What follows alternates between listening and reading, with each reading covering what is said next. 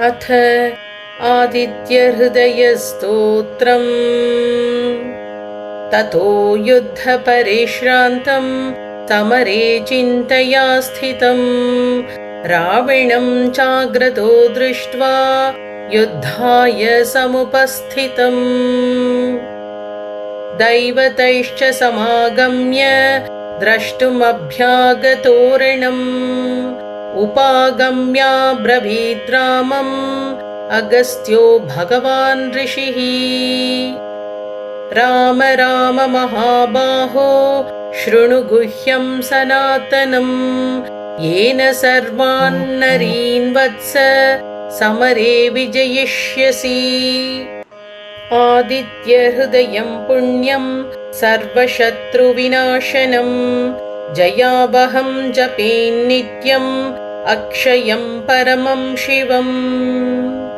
सर्वमङ्गलमाङ्गल्यं सर्वपापप्रणाशनम् चिन्ताशोकप्रशमनम् आयुर्वर्धनमुत्तमम्।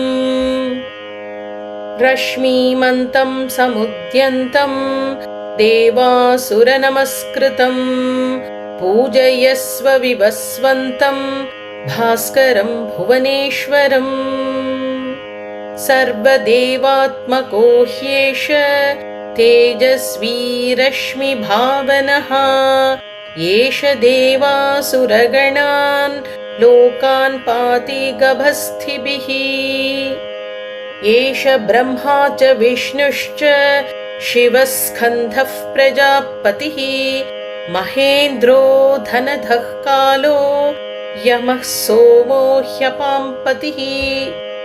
पितरो वसवः साध्या ह्यश्विनौ मरुतो मनुः वायुर्वह्निः प्रजाप्राण ऋतुकर्ता प्रभाकरः।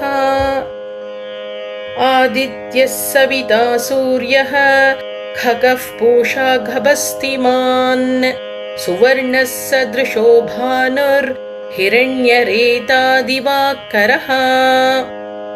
हरिदश्वः सहस्राक्षः सप्त सप्तिर्मरीचिमान् तिमिरोन्मथनः शम्भुस्त्वष्टा मार्ताण्ड अंशुमान्। हिरण्यगर्भः शिशिरस्तपनो भास्करो रविः अग्निगर्भोदितेः पुत्रः शङ्खः शिशिरनाशनः।